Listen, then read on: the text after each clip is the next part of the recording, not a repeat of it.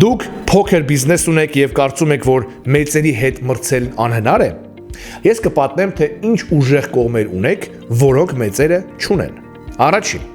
թիրախավորված լսարան եւ անհատական մոտեցում։ Փոքր բիզնեսի մեծ առավելություններից մեկը անձնական մոտեցումն է։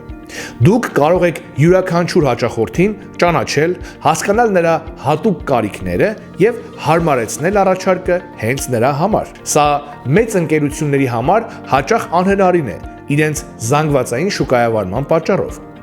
Օրինակ, դուք կարող եք կենտրոնանալ ոչ թե մեծ լսարանների, այլ մի փոքր հատուկ խումբ մարդկանց վրա, օրինակ IT ոլորտի երիտասարդ մասնագետների, ձեռներեց կանանց կամ դեռահասների ծնողների։ Կարող եք կազմակերպել մասնագիտական կարճ դասընթացներ կամ սեմինարներ հենց այդ խմբին օգնելու զարգանալ, որը միաժամանակ կբարձրացնի ձեր բիզնեսի հեղինակությունը այդ խմբի ներսում։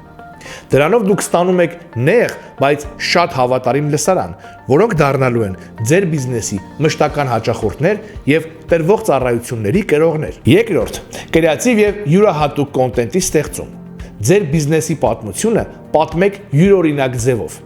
Կոնտենտը պետք է լինի ոչ միայն գովազդ, այլ նաեւ պատմություն, արժեք, որը կգրավի եւ կապ կհաստատի հաճախորդների հետ։ Օրինակ, կիսվեք հաճախորդների հաջողությունների պատմություններով, աշխատակիցների ետնաբեմի կադրերով կամ հումորային հոլովակներով,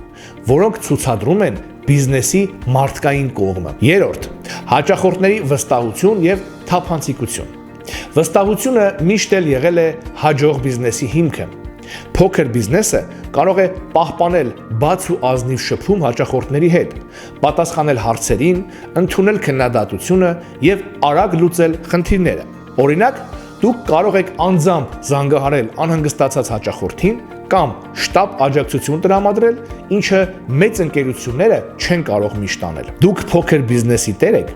գերեք մեկնաբանություններում, որ քայլն եք պատրաստ առաջինը իրականացնել եւ որն եք արդեն իրականացնում։